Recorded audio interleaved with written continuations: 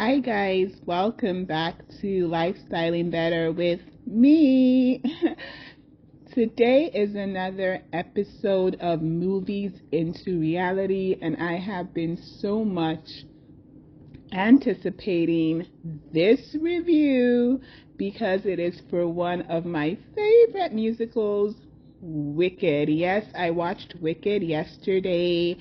It was a Saturday on the 23rd of November. It released on the 22nd of November, so I really did rush out there to watch it. Movies into Reality is not necessarily a review, it's more about looking and walking through the movie and picking out those interesting, helpful, useful life lessons and parallels in the movie. Okay, so not totally a spoiler, but if you don't want to know anything that happened in the movie, you might want to skip this one. The movie Wicked has such a special place in my heart because it is the first musical that I watched in theater in London several years ago. And from my recollection of watching it several years ago, I remember that there were so many good lessons in the story. So I was really looking forward to watching it, reviewing it with you guys, and just sharing the lessons. But the lessons in the story even far exceeded my expectations. There were certain things I didn't remember, or maybe they were not in the musical when I watched it in theater. I don't know, but we're gonna walk through it, right? It's gonna be fun.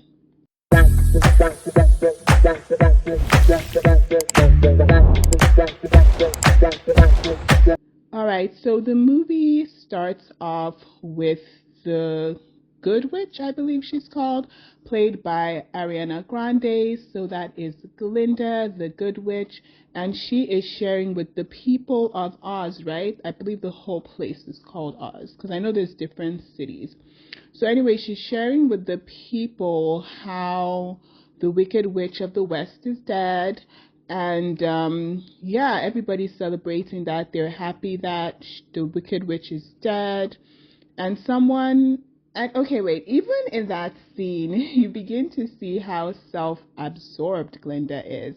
Because when she arrives, she's telling people, the first thing she says, I believe, is, "It's good to see me," right? So you get a little bit of an inkling into just how self-absorbed this person that everybody worships and loves is, right?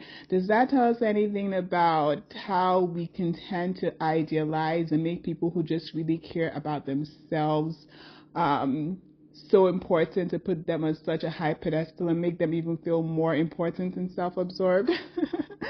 Guys, this is what Movies in Reality is about. It's about drawing the parallels, life lessons, learning and gleaning things from movies that we can use to really better understand maybe things around us and even become better people. Okay, so she says that, and she's telling people that the Wicked Witch is dead. And somebody asks her, "You guys were friends, right?"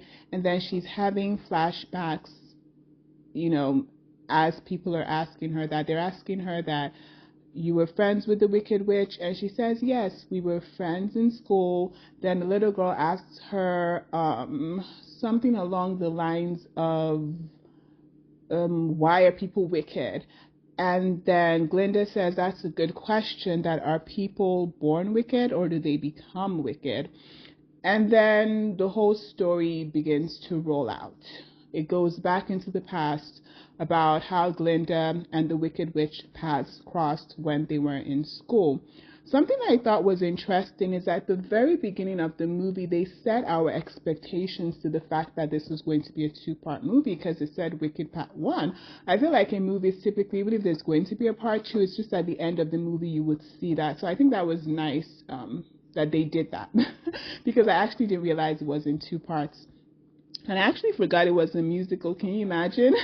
So when they were bursting into music in the middle of the talking, I was like, "Oh yeah, this is a musical." And I was like, "Yeah, nice. Enjoyed it. I love that part of it."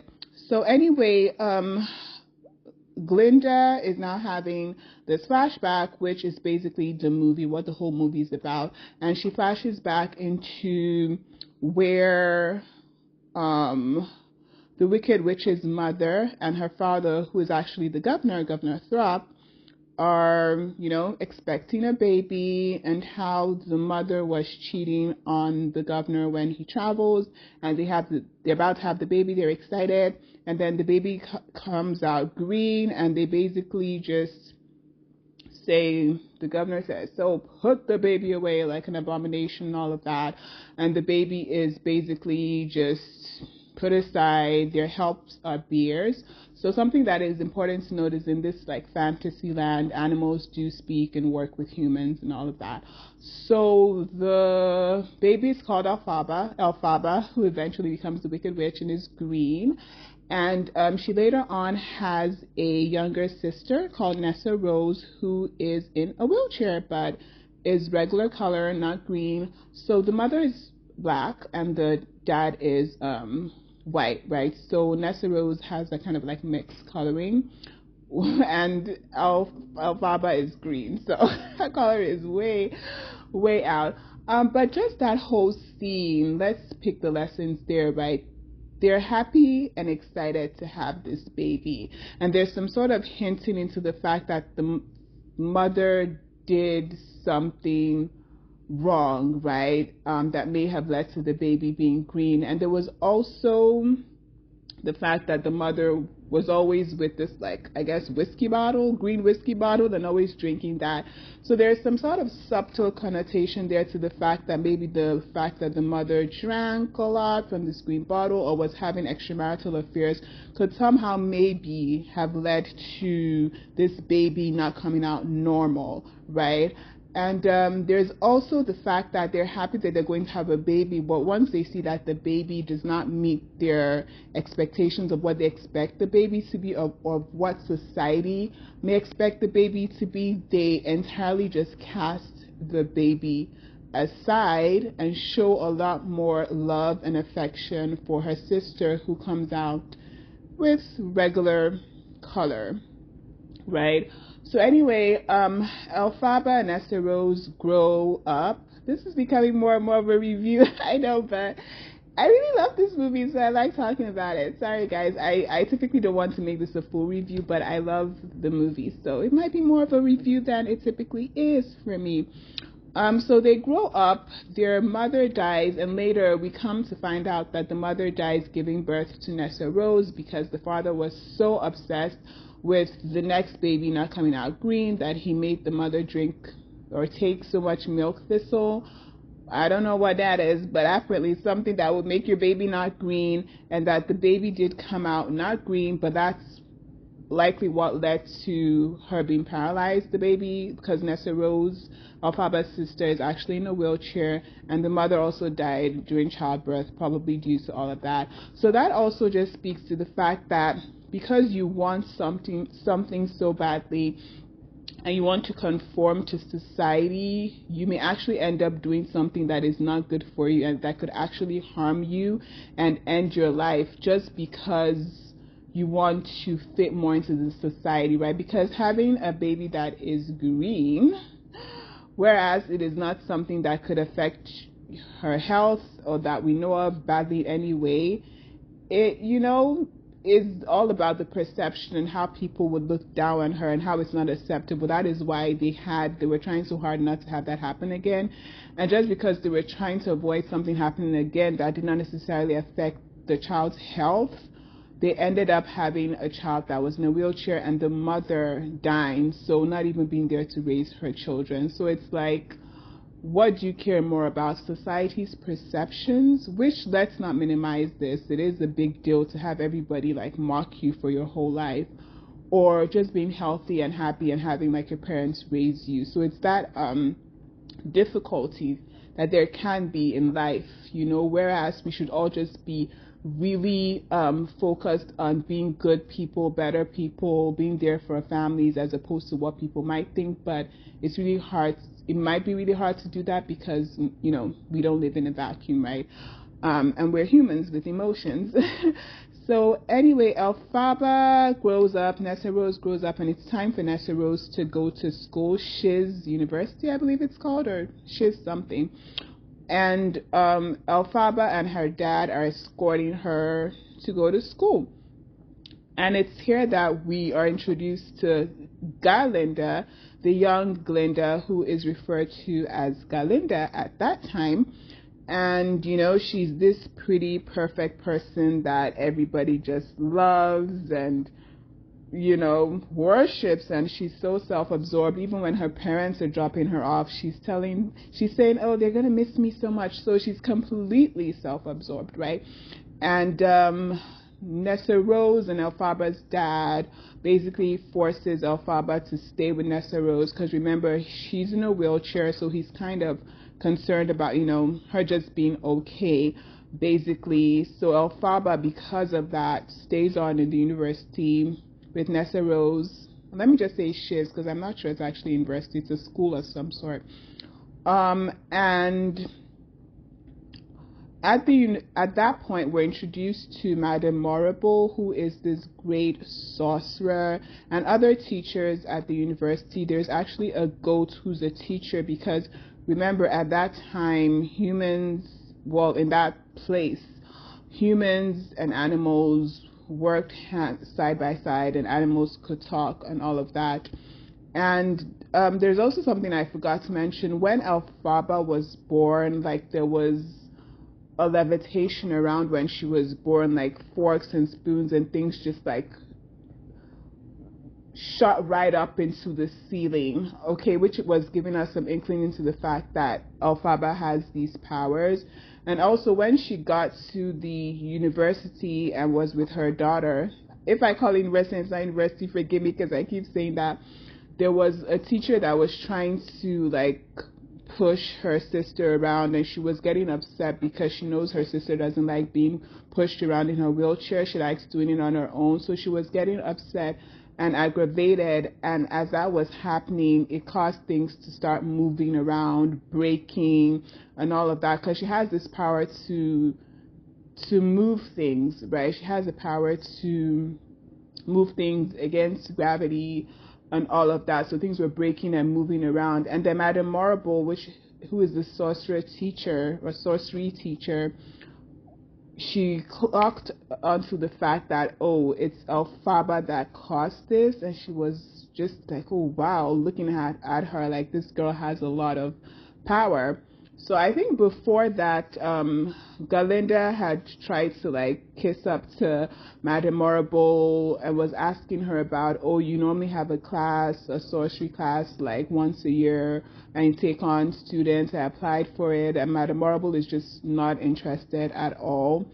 But Madame Morrible ends up going to Elphaba and telling her that, oh, I know you were the one that did that, because Madame Morrible actually kind of covered up for her, if we can call it covering up, and said, oh, I'm the one that did that. I just wanted you to welcome you guys to Shiz or something like that. So Madame Morrible picked a lot of interest in Elphaba and was like, she's actually going to have her sorcery class for just Elphaba, and she'll talk to Elphaba's father so he allows her to stay on as a student, because remember, she actually didn't come as a student. She was just escorting her sister. She was supposed to escort her sister for a while. So while she was having that conversation with Elphaba, Galinda, always wanting to be the center of attention and being all over the place, actually cut into the conversation or something like that, and it happened to be the three of them, right? Galinda, Madame Morrible, and Elphaba. And she was saying something. What was Madame Morrible saying? She was kind of trying to figure out where Elphaba would stay, and Galinda, without really understanding what the conversation was about, basically said yes. And Galinda had her own private suite, so that's how she ended up basically rooming with Elphaba, because unbeknownst to her, she agreed to letting her be her roommate because she didn't really realize what the conversation was about. So anyway, that's how they become roommates. And I mean, when Elphaba walked into the school, everybody was looking at her funny, like, who are you? And Elphaba has this speech she always says, once she meets a new person, okay, let's get the uncomfortable thing out of the room, or let's talk about elephant in the room, that she's always been born green. No, she didn't eat something green or whatever. She has this thing she says, right? But she appears very confident in the fact that she's green. But honestly, um, that is clearly a mask, as we will see later in the movie. She's bothered by it. No, who wouldn't be, right? Everybody looks at her weird, laughs at her. So she's built up this mask and built up this speech, right, that she says anytime she meets new people to kind of protect herself. So that just kind of like speaks to the fact that if people are oppressing you because of something that they're obviously seeing about you that is not something that you can change, you invariably build up a mask, you build up a wall, you have your speech, i.e. your coping mechanism of how you deal with this, of how you deal with being different. And Elphaba puts on a really strong front. She's even there for her sister. So it's great. It's great that she's able to draw her inner strength despite everybody looking at her differently. Because it could have gone either way, right? It could have been her just never wanting to see the light of day. But she's coming out, even though people are looking down on her. Despite all that, she's strong. She's pushing forward. She wants to learn how to harness her power better. She's there for her sister. She's standing up regardless of everything. And that's very commendable. But also, on the flip side, that is a huge responsibility, a huge pain, a huge weight in her heart that she has to live with every time. So it cannot be easy. In the face of obstacles, of hardship, it cannot be easy to rise above it. It cannot be easy to work against it. But what do people say? Success is your best revenge, right? Because not necessarily in this story, because we'll see how this part one plays out as I continue talking. But success, but just talking like about life, right? Movies into reality, talking about more realistically. When everyone is against you and you choose to rise above, to ignore and harness your talent, eventually becoming successful in your own space is like that. It's not even about revenge. That is how you win. And then let's be a bit even more realistic now. To handle all that negativity as you're walking through things in order to get to your success, you would need help, you would need support. If that has to be therapy, whatever that has to be, you need to be self-aware enough to realize that you do need help, even if it's not coming from the people you would want it to come from. Whatever help you can get, you should try and get it, right? So shout out to Elphaba for being a strong green woman. Okay, so moving on, the classes start. Elphaba is having her trainings with Madame Morrible. She's rooming with Galinda. They're not getting along, and it's just drama, drama, drama, drama. So order of things. I'm trying to remember when Fiyero was introduced versus when things shifted between Elphaba and Galinda. So I believe Fiyero was introduced first. But before we get to Fiyero being introduced, one of the main themes of the story is about the tension between humans and animals. So let's talk about that. One of their professors, the history professor, is the goat. He's literally a goat. So he's teaching his classes and all of that, and he's talking about the history of Oz. And forgive me if the place is not actually called Oz. I think it is though, but if it's not, forgive me. So he's talking about the history of Oz and how, animals are beginning to just disappear, how some animals are beginning to lose their speech, and how things are changing. And Elphaba is so interested in that. She does very much appear to be an empath in this movie, which is why it's so interesting that she later gets branded the Wicked Witch, like somebody who is so pathetic becomes branded as a wicked witch, but somebody who is so self-absorbed becomes the good witch, right? That's Galinda. So Elphaba is very bothered by that, and others like Galinda are just like, why do we have to know about the past? This is supposed to be a history class. And I'm like, isn't history literally the study of the past? I'm like, what is going on?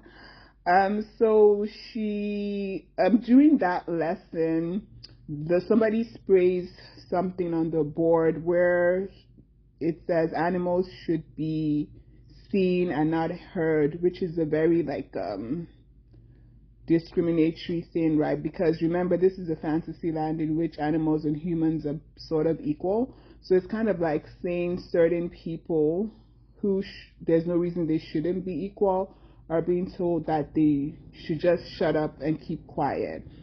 And I mean, of course, movies into reality, in reality, there are people who there's nothing that necessarily makes them different from other people, but people just want them to keep quiet. People want them to contain themselves. People want them to not have the same benefits that others have. People want them to go away just because, I mean, they're still people, but because they're different, right? Whether it be race, whether it be gender, whatever it may be, because they have that physiological difference, even though they're still people, people treat them differently and may want to discriminate against them. So it does speak to just that injustice that does happen in the world. So the goat is very, so funny to say goat, but the goat is very upset when the professor goat is very upset when, you know, this happens and this discriminatory slur is sprayed against the board, and, you know, he goes off and ends the class, and then Elphaba follows him and runs into him speaking to a group of other animals about how something crazy is going on and animals are disappearing and animals are losing their speech. And even the professor goat it appears he's beginning to lose his speech, because in some he'd be trying to talk and then instead of talking he'd be giving that goat sound, like that bah sound, you know, instead of actually talking. So that's interesting. And something that was also really funny was that he couldn't say Galinda's name properly. And it's important actually later in the movie because it speaks to why Galinda changed her name from Galinda to Glinda. He couldn't say Galinda properly, so that was something that really pissed Galinda off. So after that, when I was about to say Elphaba's real name. Shout out to you, Cynthia Review. You did that. You did that in this movie. So when Elphaba was running through the woods to go back to the school, she bumped into this guy who happens to be a new student, Fiyero, and she's just so not impressed by him. And he's like, what? A girl who's not impressed by me? Because, honey, Fiyero is played by Jonathan Bailey, and that guy is fine. Alright, so in the movie, he's giving, all the girls are swooning over me like normal and everything. So it's kind of like, who is this girl that is not swooning over me? And she also gives out her speech about, okay, let's talk about the elephant in the room. I've always been green. I didn't eat this, blah blah blah. No, I'm not pissed. And the guy's like, have you always been this defensive? So have you always been this defensive though? So they have a really cute kind of run-in. And then the next day, Fiyero is introduced as a new student in the school that is always bouncing from school to school because he's so naughty and so hard and all the girls are over him. And Galinda sets her eyes on him and she's basically like, yep, you my man. And they pair up and the whole school plans to go to this like party later in the evening. And this would be a good time to bring in the fact that there's this guy, Buck Woodsman, who likes Galinda. He tries to introduce himself to her the very first day, but she's not really checking for him like that.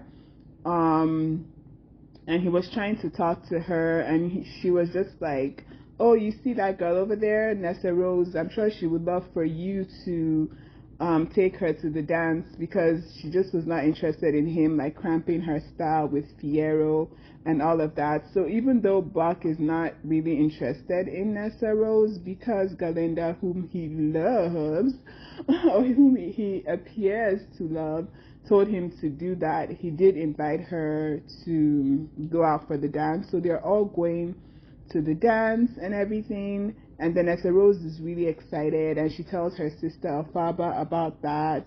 And she tells her that, oh, that he always wanted to ask me out or whatever, but he didn't have the courage to do that. And Galinda really encouraged him to do that. That please be nice to Galinda. Because remember, Galinda and Elphaba are roommates, forced roommates who hate each other, right? So she's like, oh, and something else I forgot to mention. Actually, Galinda did notice that Elphaba has powers. She actually, brought that up when they got to be roommates. That, oh, I know you're the one that did the thing that happened in the first day of their school when they got to school. So she does know she has powers. Because when she also got upset in the room, she kind of made things move around and levitate and smash, and some glass broke. So Galinda does know that. So even though she's super self-absorbed, she's she got some brains. And she also noticed that Elphaba sleeps with a green bottle under her bed, which is the green bottle. Remember I was telling you how her mom was always drinking from a green bottle, and maybe that's why Elphaba is green. So anyway, that's a sidetrack. But Nessa Rose was basically telling Elphaba, be nice to her. She was nice to me. She made me get this guy to go out on a date with. So Elphaba is rethinking maybe I need to be nice to this Galinda girl. And also, Galinda and her friends, they're in the room and they're kind of planning what they'll wear to the party, the dance in the evening. And they bring out this ugly hat, the signature hat that the Wicked Witch wears. And they're like, oh, Galinda, who gave you this ugly hat? And she's like, oh, my grandma gave it to me, but I don't hate anyone enough to give it to them. And then Elphaba walks in and then she gives Elphaba the hat. And Elphaba ends up coming to the party late, pretty much after it's kind of started, and she actually wears that hat. And then when she wears the hat into the party, people are just first of all, looking at her with disgust, just as they normally do because she's green, but also laughing at her because they feel like the hat is so ridiculous. And that was such a touching moment. Guys, I cry in movies. But that was the scene that made me cry because it showed the vulnerability of Elphaba. And even though she puts on such a tough exterior, how hard it is for her to live in that greenness every single day of her life. Something I forgot to mention is Madame Marble in training Elphaba, something she's kind of using as this will be the highlight of your training, is getting you to see the wizard. When I was a student, I also got to meet him and all of that. And she's telling Elphaba that if she can prove herself worthy, she can meet the wizard and all of that. And Elphaba's wish is that when she does meet the wizard, that, he would turn her from green to a normal color and she'd be normal. So even though she does put on this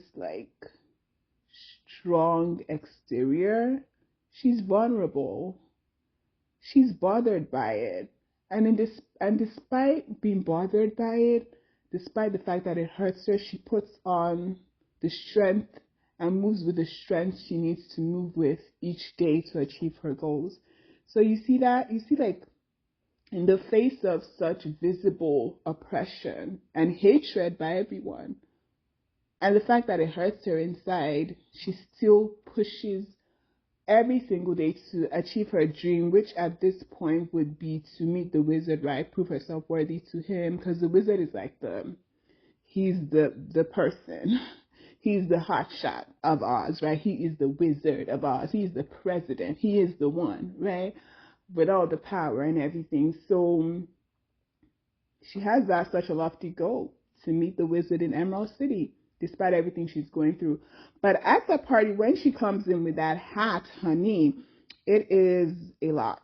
People are really laughing. It's terrible. Something else I forgot, child. At that party, I believe it's at the party, a lot of stuff happened in this party, okay?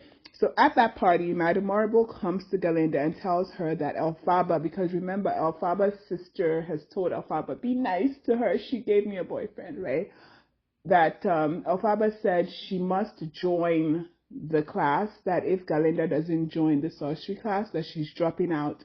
And remember, Galinda really wants to be part of the sorcery class. She wants to be a witch, a powerful sorceress. In fact, funny story, when she met Elphaba, she was like, oh, you're green. That must be so hard. When I become a powerful sorceress, one of the first things I'm going to, maybe not one of the first things, but I'm going to help you turn from this green color to a normal color. And Elphaba, being the witty, strong woman she is like, offering to help someone you don't know solve their problem with powers you don't have is like very interesting or something like that. And it's just like, you meet someone, you assume immediately that what you can see of them is their biggest issue. You don't know them, you don't know anything about them, but you want to help them solve what you perceive to be their biggest issue when you literally can't even do it. You're only doing it so that people will think you're great. How horrible is that? But how realistic is that? Aren't there people like that who will claim that they want to help you when in reality they're only hurting you and bringing out something about you that you don't want to draw more attention to?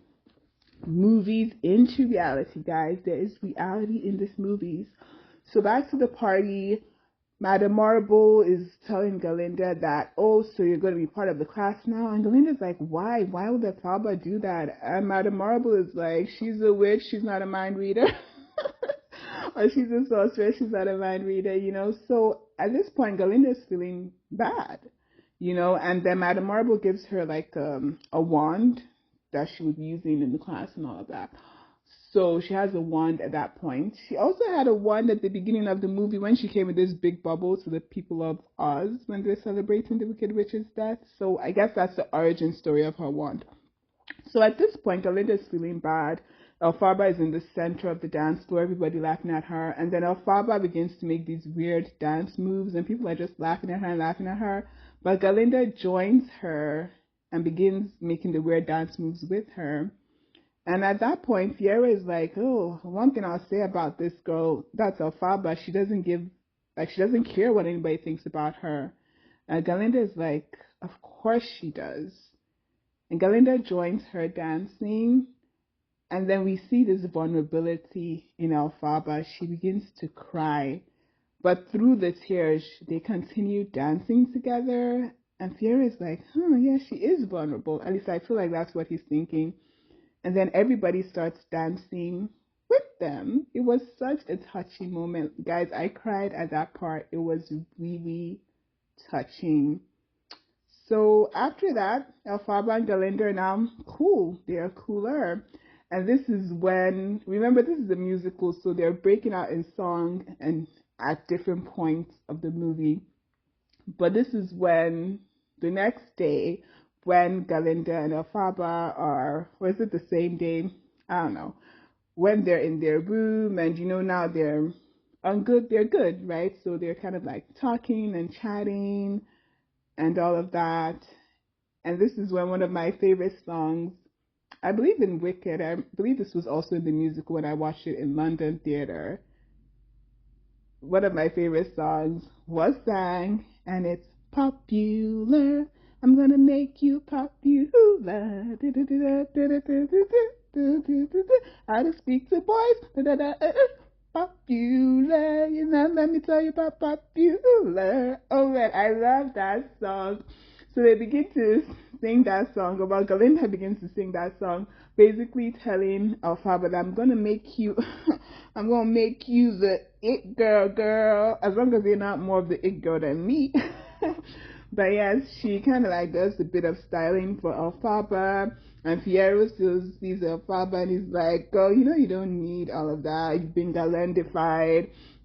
And Elphaba is trying to like turn her hair to the side the way Galinda does and all.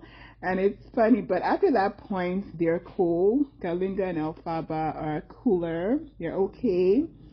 And then they have a class with Professor Goat. His name is not Goat. I just don't remember what his name was in the movie. But the professor that's the Goat, they have a class, and Elphaba is trying to give him some flowers because he likes a particular kind of flowers. And he's like, no, this is not the time for this. I just came to tell you guys that this is his last day, that animals are no longer allowed to teach, because remember there's this rising tension between animals and humans. Who knows where that's coming from? I'll tell you in a second. So they're like, what? What's happening? And then Elphaba begins to get upset, and when she gets upset is when her powers come out, because she doesn't really know how to control it at this point. And then the flowers she bought all begin to levitate around each student in the class. But before that, they take out the professor that's a goat and bring in a new professor who shows an animal in a cage, and is saying, a new history professor who brings the animal in the cage and is talking about how this is like the future of Oz. It's so weird. It's like, this is a history class, but nobody wants to talk about history. So around that time is when Elphaba, she's getting upset, her powers kick into action, and the flowers begin to levitate around all the students.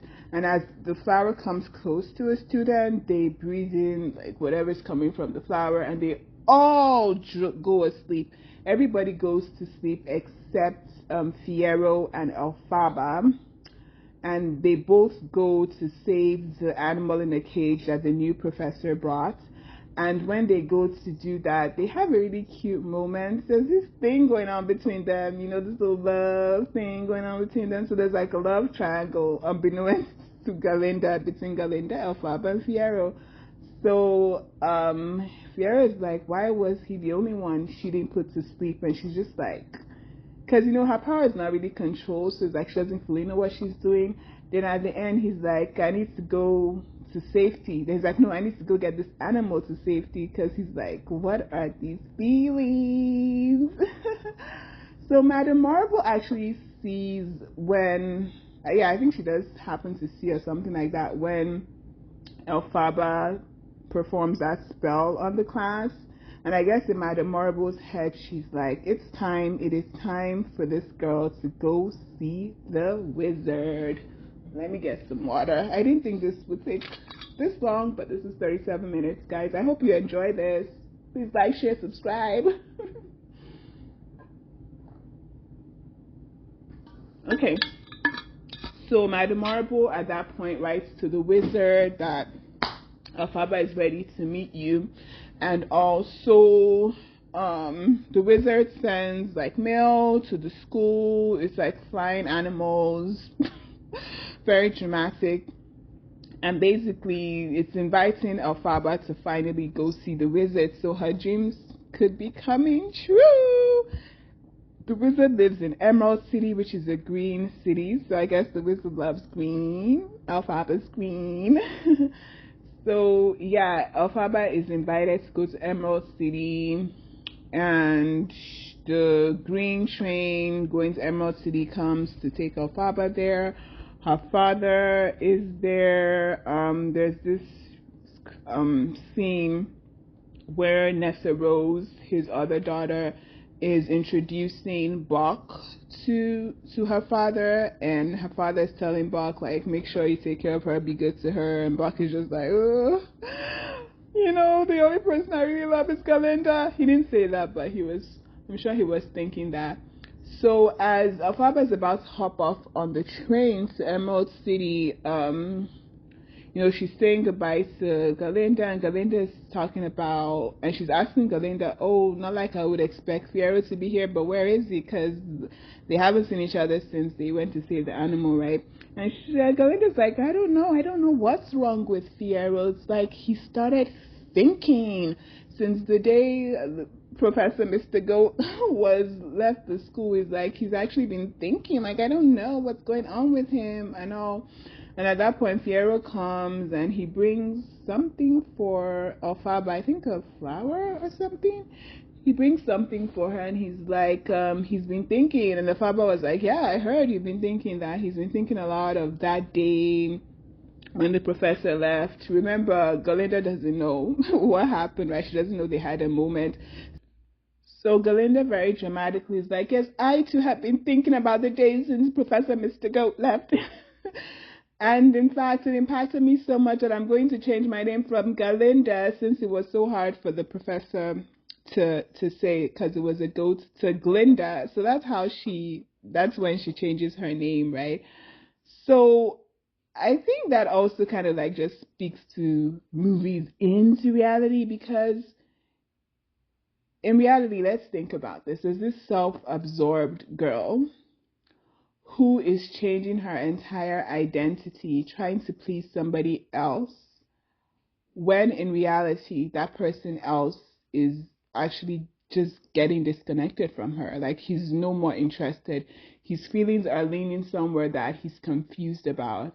And instead of Glinda, well, now she's Glinda, doing what's best for herself, and in that scenario where there's no more love there for her, instead of, finding the strength to move on, she's actually changing her entire persona, her name that her parents gave her, imagine, just to please somebody else who's just not there with her on the same level anymore, and will not be no matter what she changes.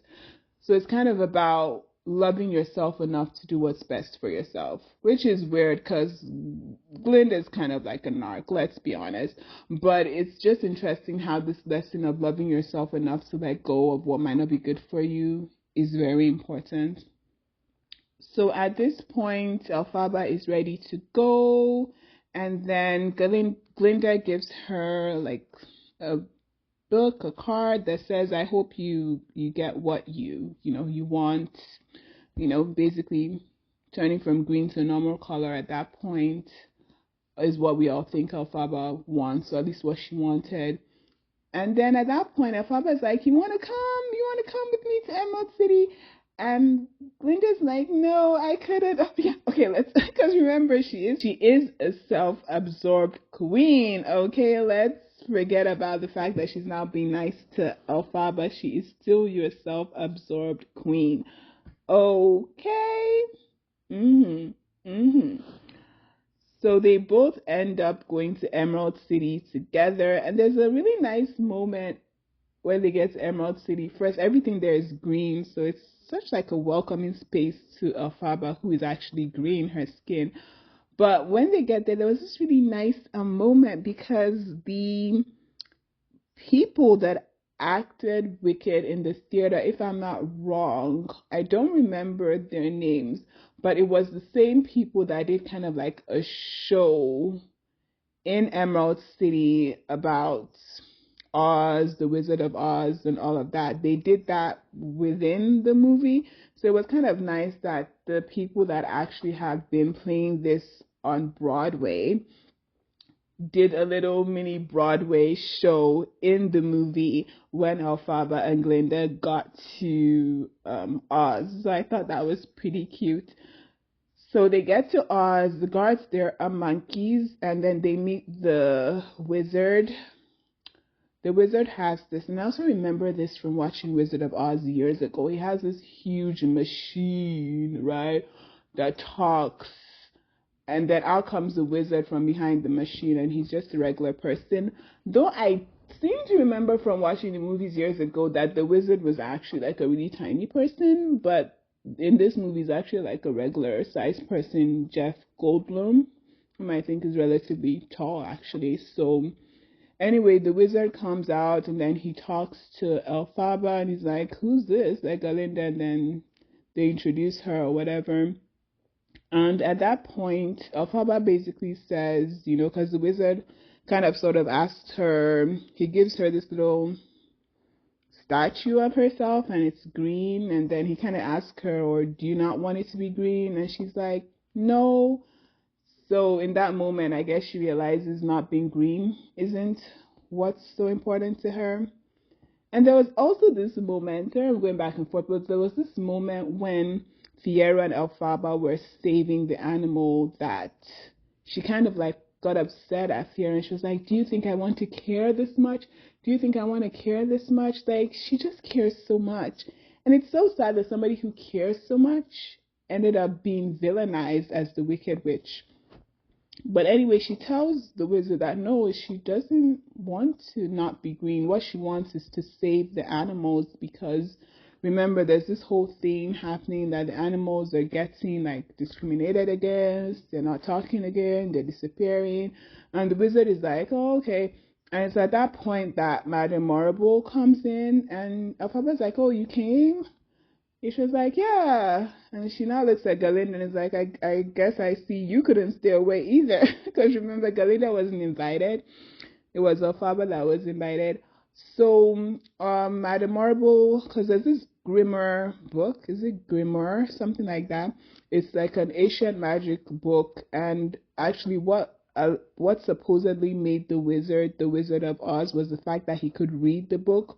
Because it's a powerful magic book with powerful spells that only like mega strong sorcerers can read. So Madame Marble is telling Elphaba that, oh, even her, she can only read a few words in it. That is really difficult. And they want Elphaba to try and read a spell in the book. And Madame Marble is like, oh, it's really hard, it's really difficult. She can only read even a few words in it, that it might be hard for Elphaba. But Elphaba effortlessly reads this spell that turns the monkeys, gives the monkey guards the ability to fly.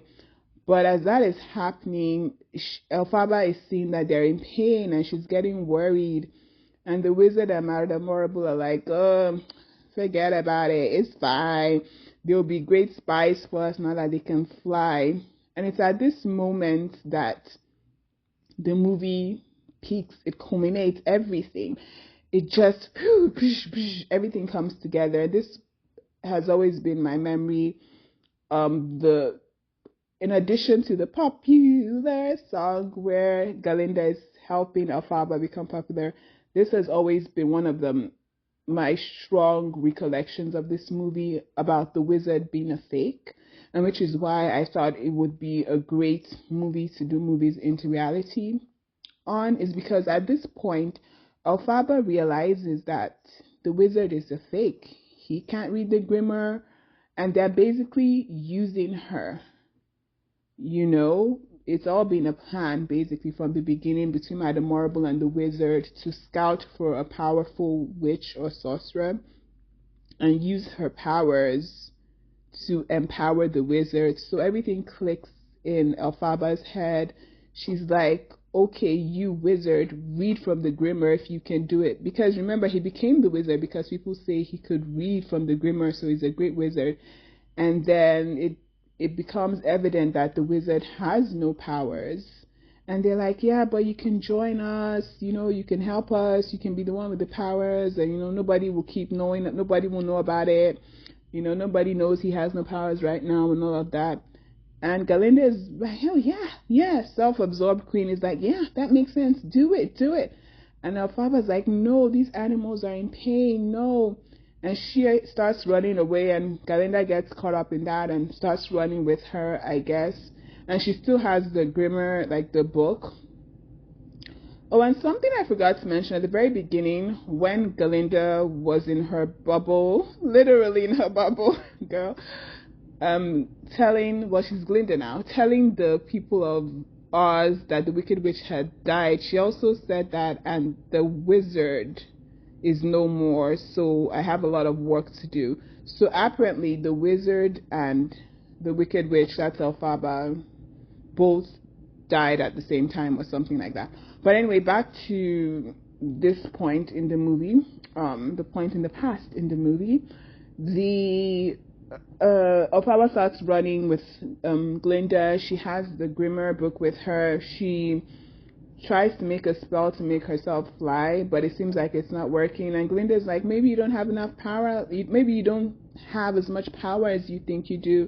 And then this broom comes to her that can fly, so she can fly with the broom. So the spell did work.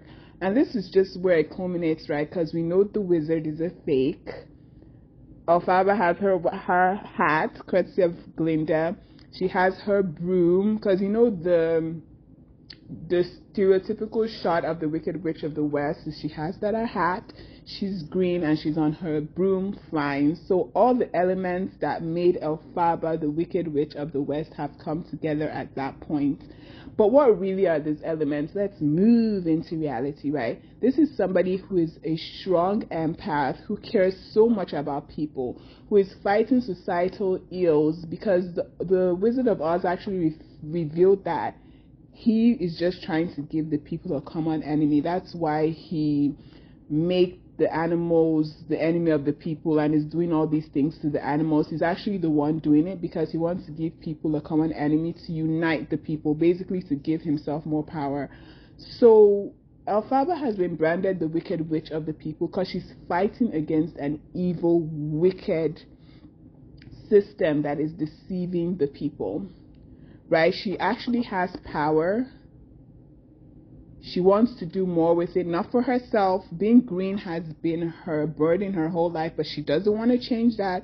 Instead, she wants to make the world better. She wants to stop this inhumane, I wouldn't say inhumane thing happening against animals, but that's just like inhumane. Animals is not even, doesn't go. But she wants to stop this like atrocities that are happening against animals. She wants to make the world a better place. And because she wants to make the world a better place, because she's so selfless, because she doesn't want to conform to the world, she has been branded one of the most evil people in the world.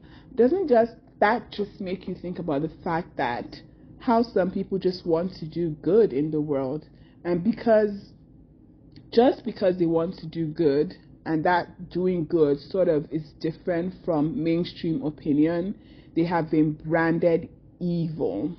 So going back to the question that little kid asked Glinda at the beginning of the movie, are people, what makes people wicked? And Glinda is like, are people born wicked, or do they have wickedness thrust upon them?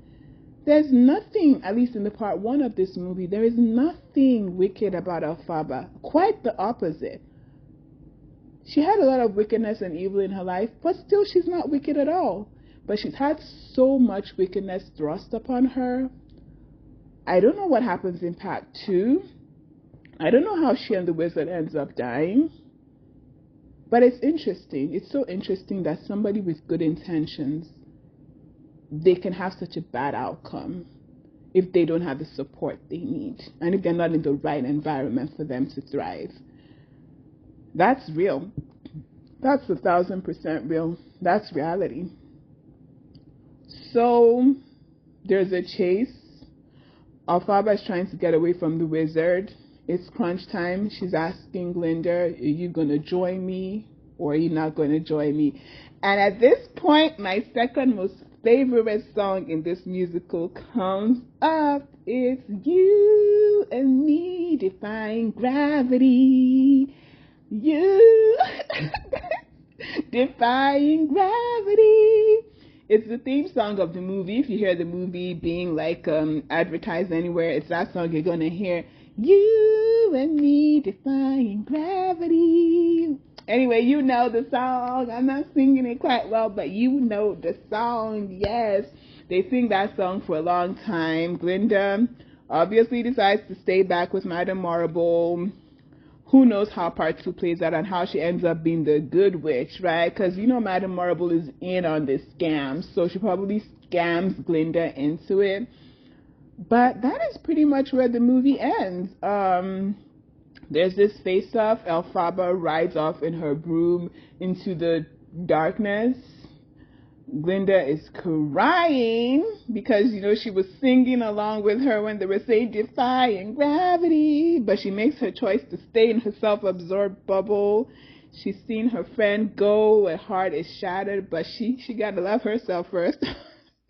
Because, you know, Glinda's gonna love herself no matter what. But yes, that is pretty much where the movie ends. That is it. That is Wicked Part 1.